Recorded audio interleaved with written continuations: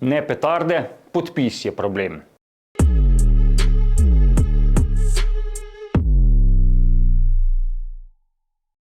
Kazen je obstala, pa ne zato, ker bi Nogometna zveza Slovenije s temeljito vsebinsko presojo še enkrat potrdila, da je 25.000 evrov globe, 4 tekme brez gledalcev in poraz z 0-3 upravičena kazen Nogometnemu klubu Maribor za pirotehnični incident na Fazaneriji.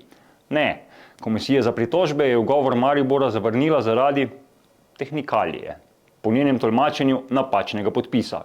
Pa čeprav ima podpisnik pritožbe, podpredsednik kluba Matjaž Kirbiš, po zadnji skupščini enaka pooblastila kot predsednik. Ne kot boj proti nasilju, nestrpnosti in nešportnemu obnašanju, kot poudarja zveza. Kot načrtno kljubovanje vijoličastim se bere zadnje sporočilo z Brda pri Kranju. Kot razvrednotenje NK Maribor, če si sposodimo navedbe iz Ljudskega vrta.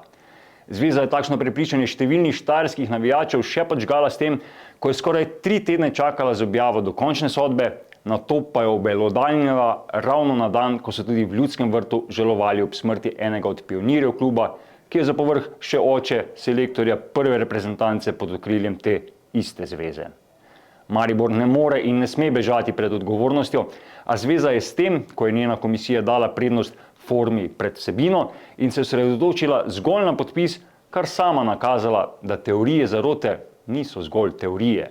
Namerno ali ne, zveza je v zadnjih letih s čudnimi sodniškimi odločitvami na igriščih, neenakimi kriteriji pri izrekanju disciplinskih kazni in nenazadnje s podelitvijo ekskluzivne pravice za domače članske tekme reprezentance Ljubljani, poskrbela za nastrojenost na totem koncu.